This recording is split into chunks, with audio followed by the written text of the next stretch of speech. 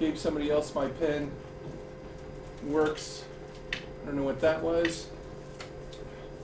Why am I flashing? I'm going to assume I'm still recording. It's not even my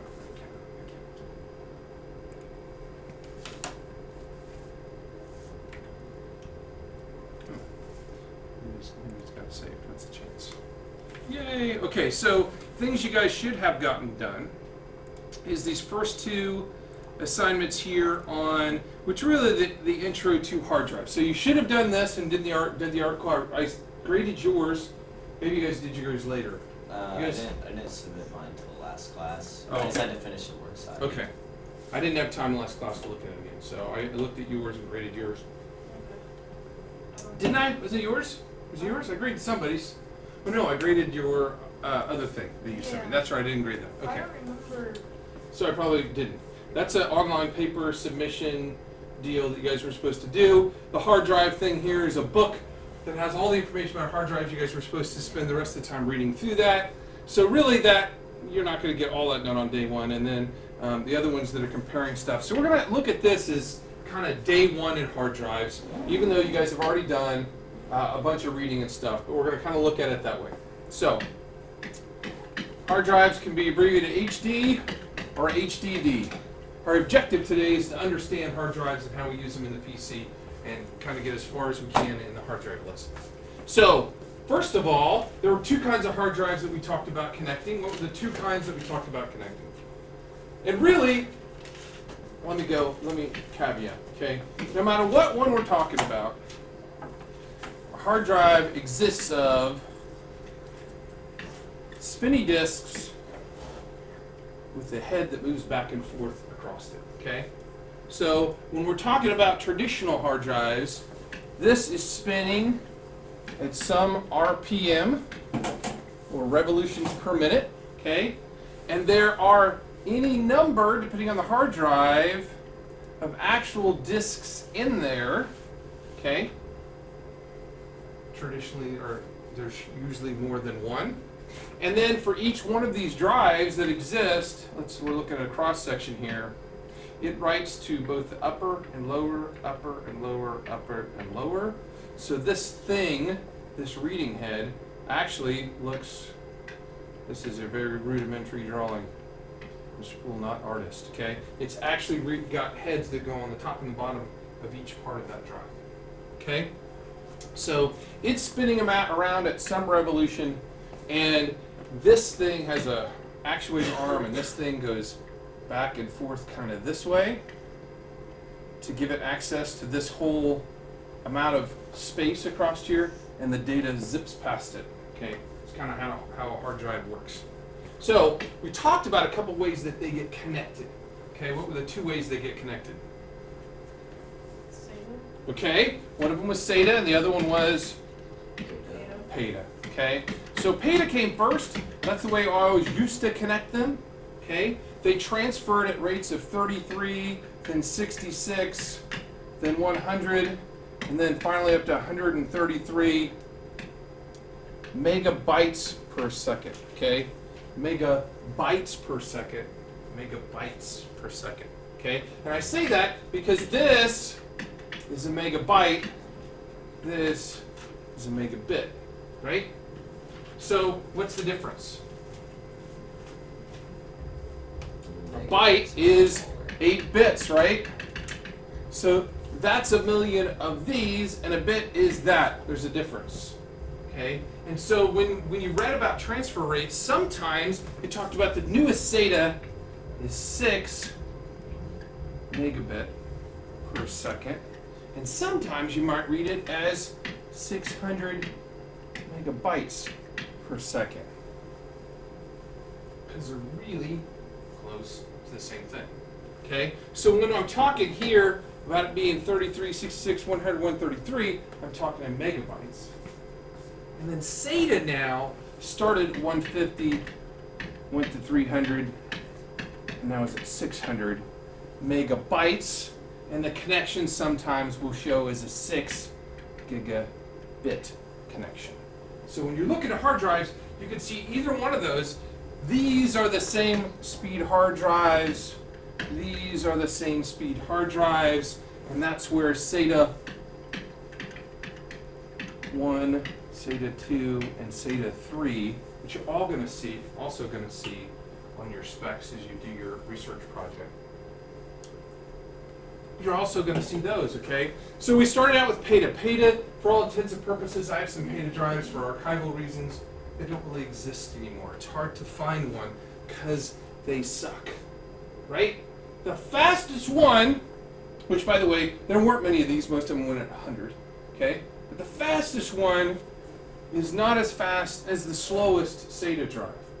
Now, we spun this thing. This didn't change. Okay, it's evolved a little bit, but not much. The hardware portion of the platters spinning and an actuator arm moving back and forth and reading it is not what changed. The physical aspect didn't change, it's the computer inside it. When we look at a hard drive, and students routinely pick up hard drives poorly, right? If you pick it up like this, you don't pick it up like this. That's a computer in there that manages that data and sends that data from this spinning drive out to us. And I have an open drive, and I always hide it because it makes this really bad sound when you turn it that makes everybody go crazy. It's a really high-pitched whiny sound. Doesn't make me go crazy because I can't hear it anymore, but it really bothers students. There's always somebody in the class who feels the need to play with that one. Let me see if I can find it real quickly, because I always end up hiding the dang thing because it's so loud and annoying, and I don't know where I hid it. Not that we need to see it, because I have lots of pictures on the inside of our. Okay, so it wasn't really the spinny part that changed. What changed was the computer here, the amount of memory, because there's memory on this. It's cache, just like we call it cache in a CPU. It has a memory amount of cache in here to save stuff as it's requested, and then the connector itself changed, so it transferred way faster than the old time. So there is one other kind of connection. I'm gonna put down my pen. I put it down. Where put it down? Anybody? Anyone? Over there. Over there. See, that's why I shouldn't walk around. There is another kind of connection. Okay, it's called Scuzzy. That's pronounced Scuzzy Connection. It's a server connection. Okay, we used to do Scuzzy connections all the time when I was first in the military, because you could hit 7 hard drives up to 1 cable. Okay, but it's nowhere near as fast as SATA today. Now, we do some weird SATA Scuzzy stuff. We call it Scuzzy, but it's really a SATA connector that we're pretending is Scuzzy. So I don't really teach Scuzzy anymore. Okay? And realistically, there's no reason for me to even kinda, except for the history of the why can't I get a different pen? Oh, I'm stupid. Okay. So there's almost no reason to do that anymore either, because really we're all SATA. All the connectors are SATA. Some of our older motherboards have, and you guys know what the PATA connector looks like, the IDE connector, because we talked about it in motherboards, and some of your motherboards had them on them. See if I grab one that has both. Nope. Yes, did, and yeah, okay. So this is an older Pentium 4 motherboard, and as SATA evolved and came out, we had, that's a PATA or IDE connector for ID cable. That's one there too on the other side. These hold 2 hard drives per thing. So that's 4 hard drives or CD-ROMs or drives. They can be connected there. And then we slowly added, and originally, it was like, everybody made these. But these were new, so people added 2 or 4.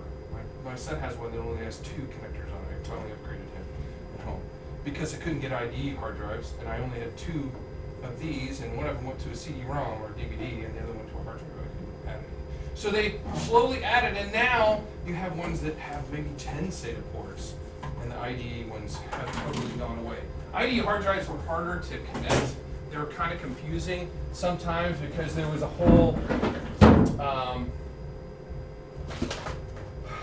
assignment process, because there were, here's an IDE cable, okay? So a PATA hard drive had two things on it, and they couldn't both be equal. Somebody had to have priority on this cable, so one of them was called master, and one of them was called slave, okay? So you designate whichever one was more important as the master drive, and the other one was the slave drive. So as data flowed through here, it had priority on this cable, and the other one did not have priority on the cable. It got data as needed, okay? So we don't really use these anymore because they're so slow. Nobody's making those anymore. Sit down, my pen again. There we go. Okay? So we're really all SATA. And as we talk about SATA, okay. So we had SATA, and just like when we talk about DDR, they didn't call it SATA 1, just like they didn't call it DDR1 when it came out. It was just called SATA, right? And then they evolved to SATA 2, but we now call it 1, but it wasn't really called that at the time. And now we have SATA 3, and this went at 1.5, 3, or 6 gigabits per second, or a transfer rate of 150, 300, or 600 megabytes per second. Okay? So like I said, you're going to kind of see either one of those, and it gets confusing to students when sometimes it's 6 and some other places talk about 600. Which one is it? It's the same thing. But one of them's talking about bits, and one's talking about bytes. Okay? So, hard drives. Primary, secondary storage.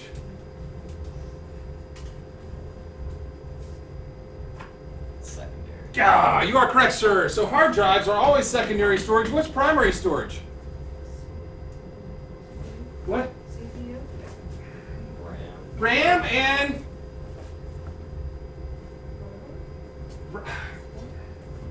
it's too heavy to touch.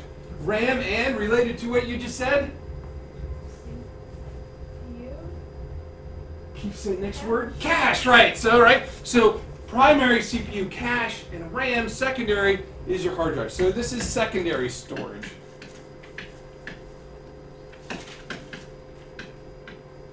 Okay? It is permanent. And when I say permanent, obviously things can disappear, but it's supposed to be there until you delete it, right? If you save something on the hard drive, darn it, it better be there forever unless I delete it.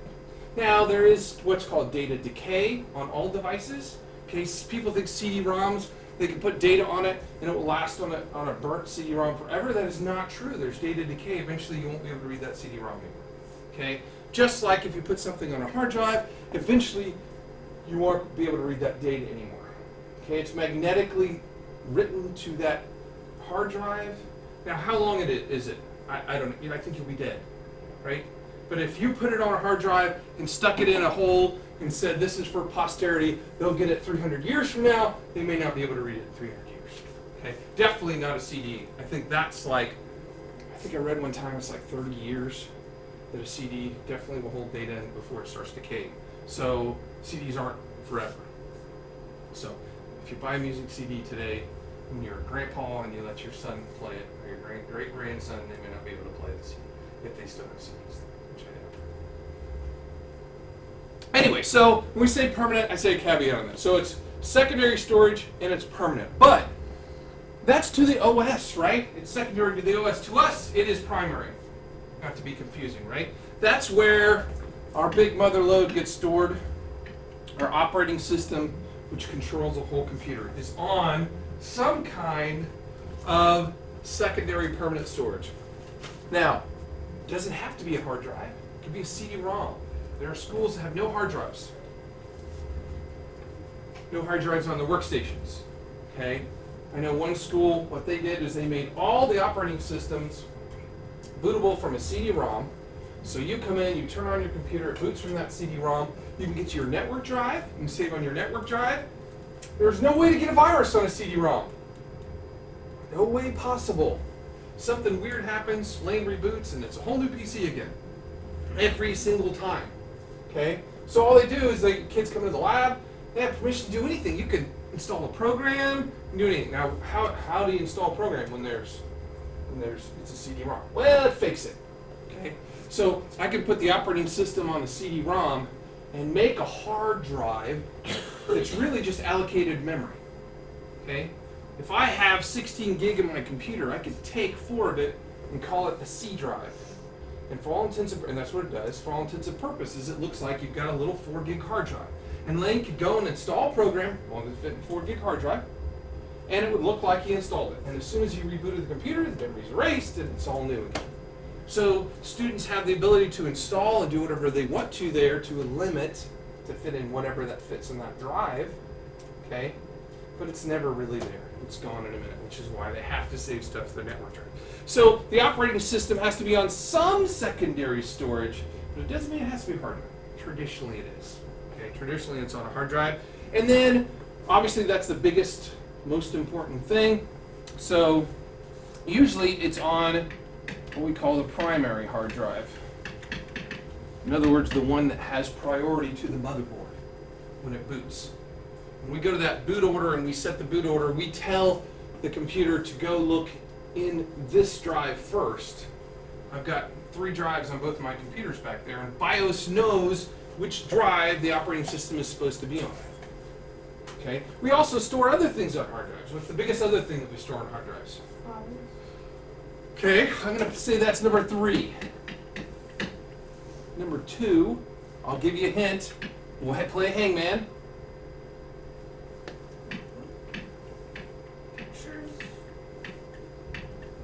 Give me a letter.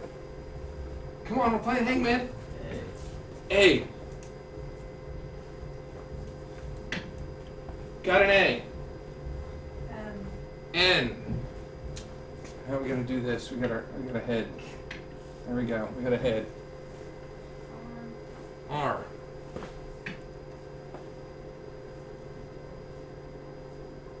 Come on, nobody's got it yet. Next letter.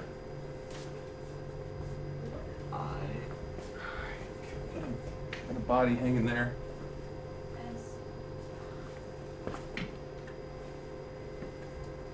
Did we just go out of order? Did we just skip you? Yeah. We went I, S, okay, what's yours?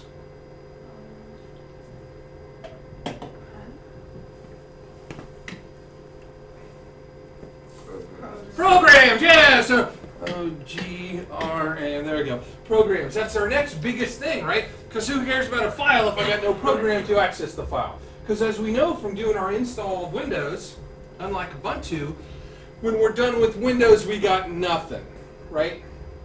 We got a lot of nothing. We need to then install our programs to access our files. All those things are held on our hard drive and our secondary storage. So our hard drive is really important in our computer. We can have the fastest CPU in the world. We can have the most amount of RAM that our computer can hold. We can have a fantastic motherboard. And if you stick a crap hard drive in your computer, it's going to run like crap. Because every single time it starts, it's got to load this operating system. Every time you run a program, the CPU has to read that program into memory so that it can run that program. So it really doesn't run from the hard drive, hopefully. Hopefully you have enough memory. And what really happens is the CPU goes, I want to run Word. And the motherboard runs out and goes, I'll go get it for you. And it runs over to the hard drive and it goes, I got it. And then it gives it to the memory and the memory goes, okay, we're ready to go now. And then it runs faster because it's in memory. Okay? If you have a really crappy computer that has very little memory, then it has to go back and forth to that hard drive as it's running. And that would be terrible. Okay? And that's basically where we used to be when we first started computers. There was so little memory that was enough to get the OS up. And then you run a program and you hear that hard drive just cranking away. If you're lucky you had a hard drive. My first computer had 2 floppy drives. It wasn't that bad, but it was kind of like that. That's the original IBM PC over there, if I've never pointed that out underneath my printer. Okay? There was no hard drives in the beginning.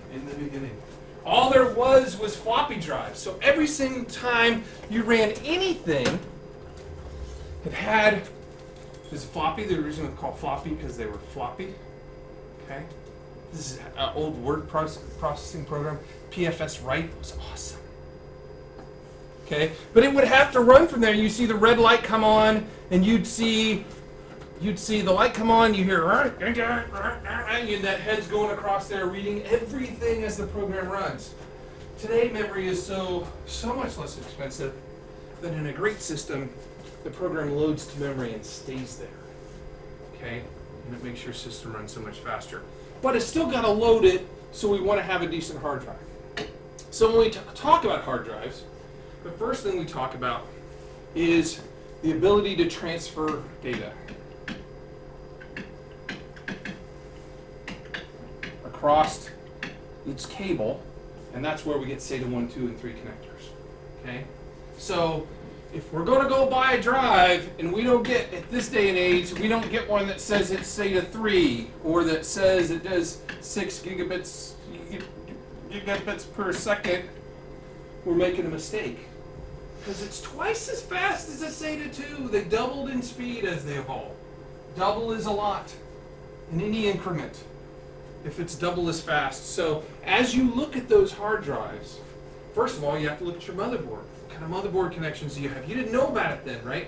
You didn't know what SATA 2, SATA 3 was. So you have to look at your own motherboards first before you waste money and see how many SATA 2 or how many SATA 3 connectors it has. It is completely possible because, you know, people are cheap, right? That they fool you and say it's SATA 3 motherboard.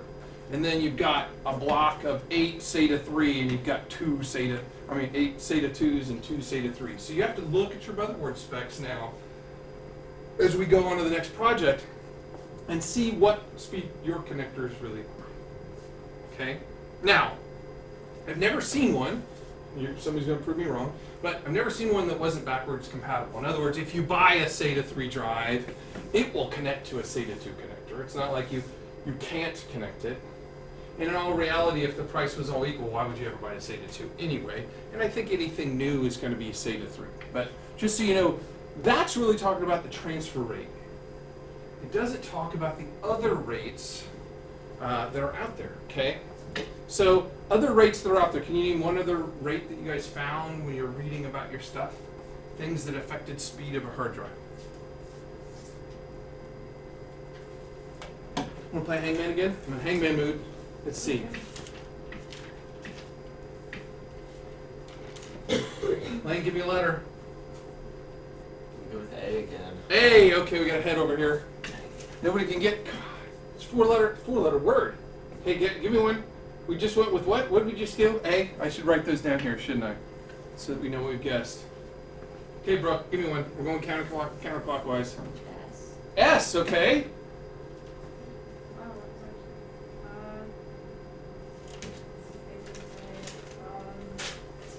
T. No T. Blaine? E. E. He's buying the E. And he gets 2 E's. No, it still doesn't ring a bell from your reading, all the great reading that you guys did. Let me see. We're gonna go over here to this. You know, this is a homemade thing, right?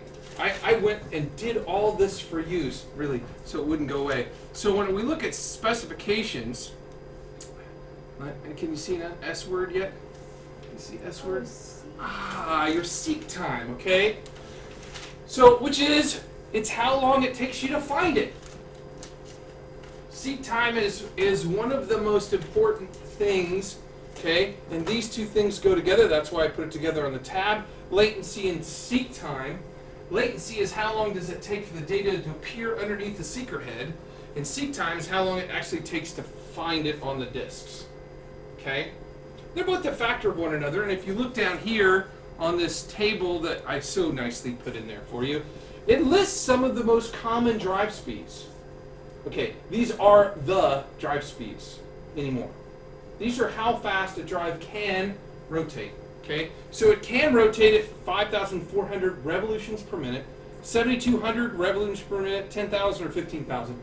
Of those common, the most common you're going to find when you go and do your purchasing is 7,200. Okay, that's the default kind of speed. 5,400 is a green speed. It rotates slower, so it saves energy. And I hate that word because now we changed slow crappy to green. Okay, so if it says it's a green drive, I go, no, I don't want that. Okay, now sometimes they go back and forth between these speeds, and then okay, maybe it's green, it slows down when I don't need the data. 10,000, 15,000 are speeds that are put on really high performance drives. This, which we have in all the computers in lab 412, because we only have so many of them, it's called a Velociraptor. This drive is really that drive right there. The rest of this is all heatsink. Because it's spinning at 10,000, it gets hotter than snot. So it needs all this to cool it down.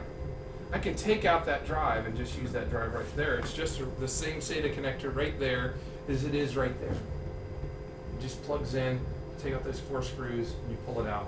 And we steal the outside part of it sometimes to put a little tiny drive into where it needs to be a big drive. But this one spins at 10,000, okay? 10,000 versus 5,400. Let's compare those two speeds. How much faster is 10,000 and 5,400, relatively speaking? Oh, 2 times. You know, that's what we learned back in kindergarten, how to do that really hard math.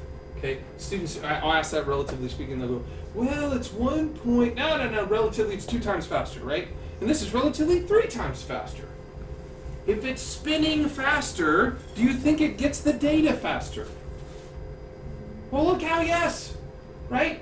If I'm looking at this picture that I drew, back up here somewhere, there's my picture. Okay, there's my picture.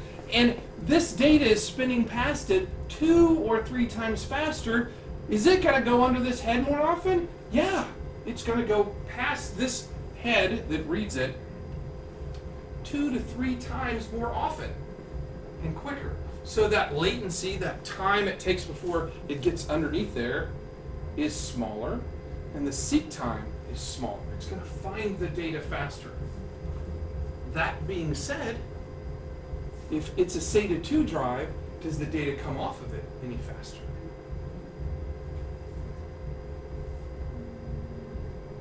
I'm going to say Here's what means. Okay, so it's kind of a trick question. Okay, so if I'm finding the information on this drive, we'll put these two next to this. Okay, if I'm finding this twice as fast as I'm finding that, but the cable and the data transfer rates are exactly the same, is it getting it faster? And the answer is maybe. And the reason I say maybe is because by default, the data is going to go across the cable the same speed, without question. Okay, the data across here from these two drives that both have SATA 2, this transfers exactly the same. One of them finds the data and pulls the data twice as fast, which is why on these drives we have cache. Because if Len can get the information twice as fast and he stores it here in this memory, then it's going to be a continuous stream of data across that connection, because as I'm grabbing the data, I'm throwing it in here that is infinitely fast. It's memory. Okay, it's just memory. Okay.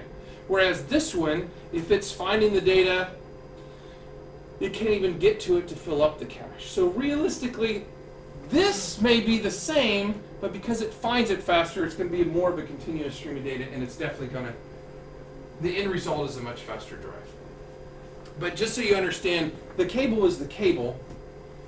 If it's full, if this is SATA 1 and it's going at 150 megabytes per second, okay, that's all it can go at. But if it's getting the data faster and it's storing it in this cache memory that it's got on the drive, it may never lag and it may get to the computer faster, because this one's going, I got some, I got some, I got some, even though the cables go at the same speed. So that's why it's a So the answer is yes, but it's not really because of this.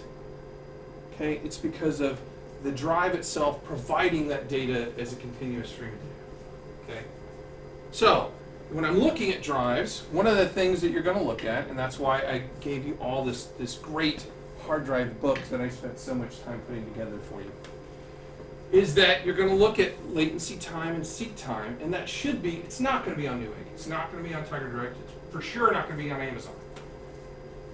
Okay? Because they don't really want you to know. It's kind of like CPU cache. First of all, it inundates Lane with too much information. I didn't need to know that. All I want to know is how big it is, because that's what people look at. Okay? When I look to buy a drive, I say, how big is the drive? Because I want a big drive. So they look at sizes of drives, but most people, and they might, I'm going to say they will. They're going to look at the SATA 2, SATA 3 thing, because they want to make sure it transfers fast. But the rest of it, they don't really know. They don't know about this buffer. or memory that I, it's just, I didn't, none of these are very big, but I did expect you to read through them all. Okay, so not many people know what the buffer is. A good buffer today is about 128 meg. Okay, this hard drive over here that I'm about to put in at 9 o'clock, as soon as the bell rings, we're going to rip out 2 servers, and I'm going to put in my box of stuff here. And we're making 2 new video cache servers. Okay, this drive is going to hold all the camera footage. It's a 6 terabyte drive. SATA 3, it's got 128 meg cache. And the cache goes both ways, by the way.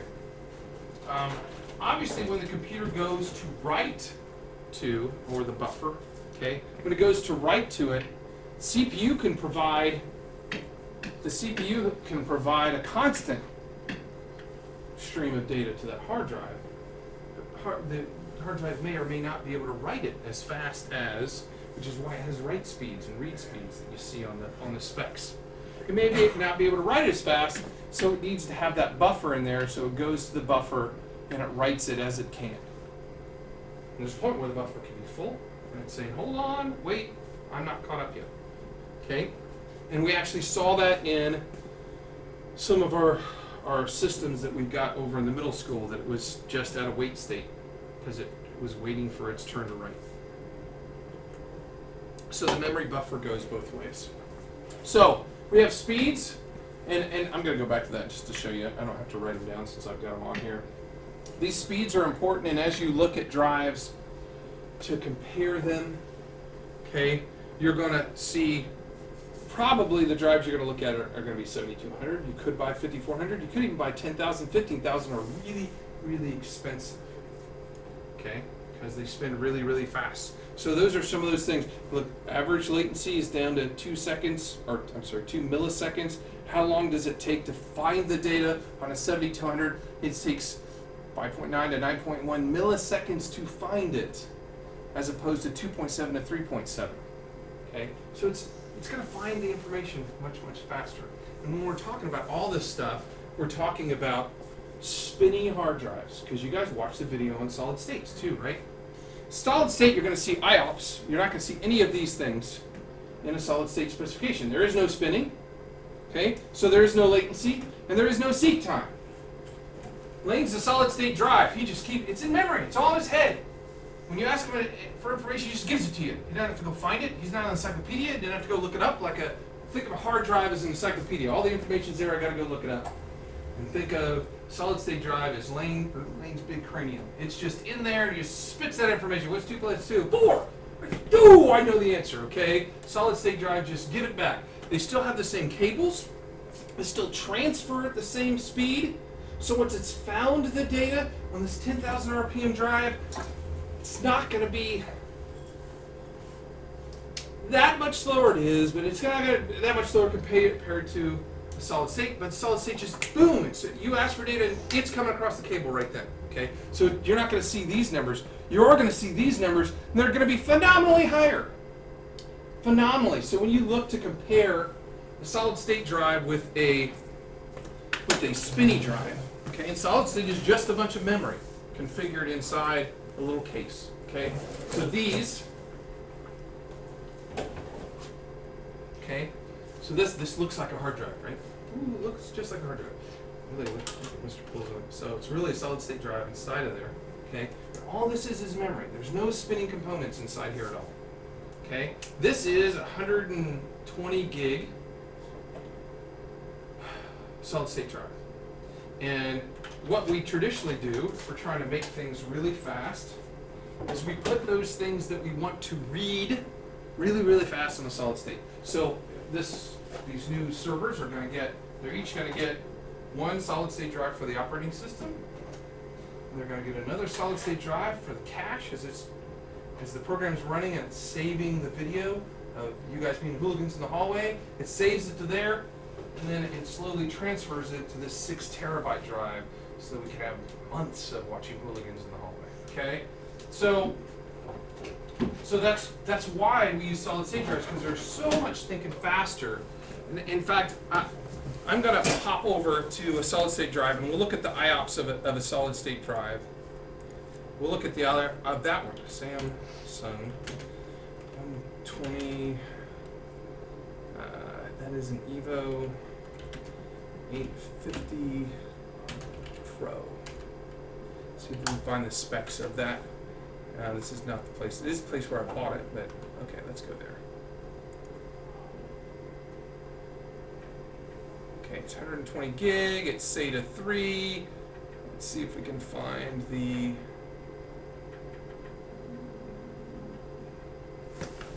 I'm really looking for sequential write. Where's the IOPS? Let's see if it's down here. Oh, there we go. Okay, so look at 94,000. 94,000. Compare that to 210. Okay, so when we're looking at input output per second, I think that's what that IOPS stands for. Okay, so is a solid state faster? Holy moly, a solid state's faster. Okay, so that's why that's the best way to look at it is, and you're going to find the actual number when you go to an actual hard drive, and this number may be old, maybe some of the new ones are much better than that, but when we look at it, when you're comparing apples to apples, you're going to look at how fast can it sequentially write and read, not the same number. Okay, it reads obviously faster than it writes. Okay, up to 94,000. Holy moly, that's just huge. Okay, so it can read that stuff like that. It can write the stuff like that. It's still going to be defined by the speed of the cable. But when we're talking about SATA 3, I don't think we're ever hitting that limitation yet. So what's a hybrid drive? Hybrid drive is both. Like, Okay. how does that work? Does it like run an operating system on the SSD? And then It is up to you. And I will be honest, I've never done one because I find them confusing, because how do I know which one's going where? Because I'm saying I haven't done this before, but I've read about hybrid drives. The idea of a hybrid drive is that it's some portion of it is SSD in there, some portion of it is traditional write. I think it's supposed to figure out what you read the most and move it to the SSD. I don't think you get to say put it at C.1 and put this at C.2, but I've never done one. So I would rather personally have, like I do in our system over there, is have a solid state drive. My system, I don't even know how to open that up. My system, if I go to File Explorer and look at my PC, I've got this solid state drive that has all my programs on it. Okay, then I've got actually a Velociraptor spinny drive that has my user files on it. In other words, my documents and that stuff goes to here. And then the E drive, this 4 terabyte drive, is where all the other data goes to. And that's how we set up servers. Because, just so you know, solid state drives are limited to a certain number of writes. They wear out. There's no such limitation on a spinny drive. So our one concern with your guys' laptops is that they are going to wear out because everything's being done on the solid state drives. But they made your laptops seem like they were brand spanking new compared to what they were before. You take one of the exact same laptops, even one of these that we just got from Base. This is a 6510. It's the next generation of the same one that you guys have. This one has an i5 processor on the inside. If we put a regular drive in there, you would think it sucked compared to yours. Because really, the limitation on a normal usage is not the CPU. It's the hard drive that we feel the pain from. Which is why putting a solid state in for our operating systems is a great idea. And that's why here at Trail, everything is solid state for operating systems. All the teachers have 2 drives, just like mine does. They have a C drive that has a solid state in it, and they have a D drive that all their stuff gets written to. Gives them more room to write their stuff to. Couldn't obviously do that with your guys' laptops, so that wasn't an option. So I want you guys to save to your T drive as much as possible. Okay, so you can see there's a huge difference in solid state. You guys watched your video, and I'm bouncing around a little bit on my topic here. You watched your video. What are some of the other advantages of solid state? Not just the ability to read and write faster. In a laptop in particular, what's one of my biggest advantages? you drop it a bit. Yeah, there's nothing moving, so drop it opposed to breaking it completely like some people in school have done, or dropping it off the top of a car and having it run over. Actually, that hard drive still worked. But yeah, there's no shaky problem. You watch that video, did you ever watch the YouTube of the two of them next to each other? And it didn't take very long at all where the one just goes, God damn! Okay? And that's because of those platters spinning around at 10,000, worst case 5,000 revolutions per minute with a micrometer of space between those seeker heads and that disk. And it takes almost nothing to ruin a hard drive when it's running. Yeah. Are you in class right now? I am. Okay, thank you.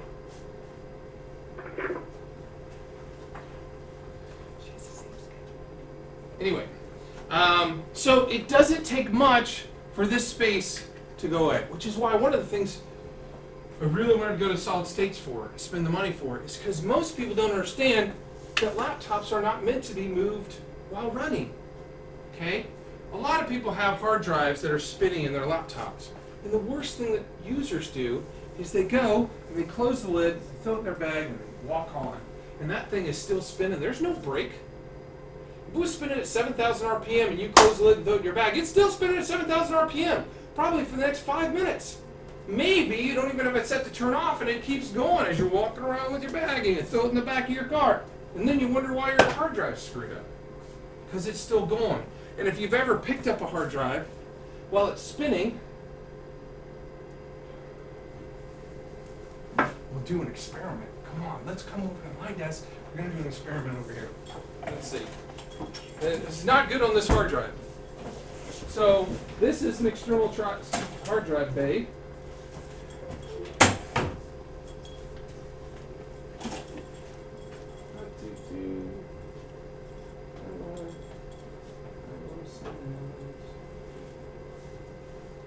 Okay, so here's what I want you to come over. All I'm gonna do is have you pull out the drive. Okay? Here, you gotta reach over because I gotta turn it off right where you want. Okay, you see the drive? Okay, yep, pull it out. And move it. Can you feel how it wants to move? Or is it still moving? It wants to much. I'm gonna do it again. Like what? It's not doing anything, Mr. Bo. Okay, so let me log on. I'm gonna start formatting, and that's really gonna mess with this drive, but we'll live with it. Because it's everybody look away. I get nervous when I'm typing my password and you guys are standing right next to me. Okay, let's see. We'll make it do something on the drive.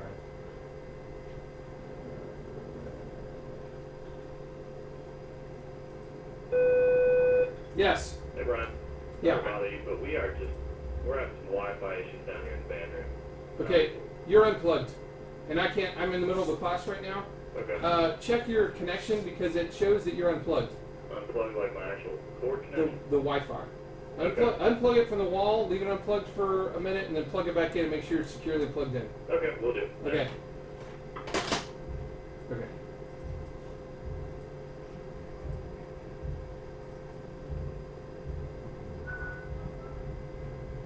Gotta get to find the drive first. Let's see if I can see what he's doing. Looks like that email right there. Wi-Fi was down. He's waiting away on their Wi-Fi. We'll just get Wi-Fi.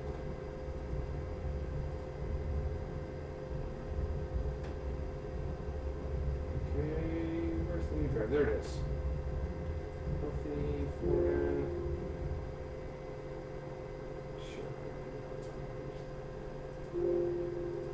Okay, it's spinning. We're spinning. Now we're spinning. And we're anything that devices. ISD add. There's a weird number of disconnected devices. Okay, so here, I'm gonna turn it off and have you pull it out. Ready? Go ahead. No movement. Is it doing it now? No, it's not even spinning. What's the deal? Yeah, we'll move on. Anyways, believe me. Everybody act like you just believe me. It when it's spinning really hard like that, well, think about it like a bicycle. Okay, have you ever taken off a bicycle tire and spun it and then moved it? The centrifugal force of the thing makes it so it doesn't want to stay flat, is what I'm trying to get to. So when you move a hard drive when it's spinning, it doesn't want to stay like that, it wants to move. And so it's really easy to ruin a spinning hard drive. Which is why the faster they spin, the more volatile they are too, and that's why usually you put them in servers that are in racks that are in buildings that nothing moves, because there's a potential there. So I've got in this case, if I have 3 disks, I actually have 6 platters, and I have 6 seeker heads because there's one on the top of the bottom of every single disk that's in a hard drive. Okay? So, where are we at? I'm going to open up the hard drive thing and go through that, but I am nervous about this presentation. So, I have got to go over and make sure at least I get started recording over there. And I'm going to check their connections to see what the heck would make them, like 5 of them, totally disconnected. That's really weird. So what I'm going to do is I'm going to stop right here. I'd like you guys to read back through the hard drive book because it's obvious that it didn't all sink in our noodles. Okay? And put it in your notes. We're going to talk, as soon as I get it started and come back, we're going to start talking about the hard drive project. Okay? So just to kind of recap, we've got solid states, we've got spinny drives, we've got 3 different kinds of connections, SATA 1, 2, and 3, but they're all SATA. They all look and feel the same. Okay? And we use that for the permanent storage that we've got on our computer. So it definitely affects how fast our computer runs. And if you didn't read through all this and understand all this and understand how those things compare, you need to understand how those things compare. Okay? So just so you know, I stole this, borrowed it, whatever. I do have a works cited there. See how good I am? I put my works cited in there. But it's from a bunch of different sources, and the reason I put it in a book like this is so there'd be one place for you guys to read, and number 2, if the website went down, because my best website on power supplies went down and I lost my power supply articles, so I didn't want to have that happen again. Okay? So you guys need to look at this, and then I'm going to get the interview started over there, and then I'm going to come right back in just a second. I'm going to try to pause.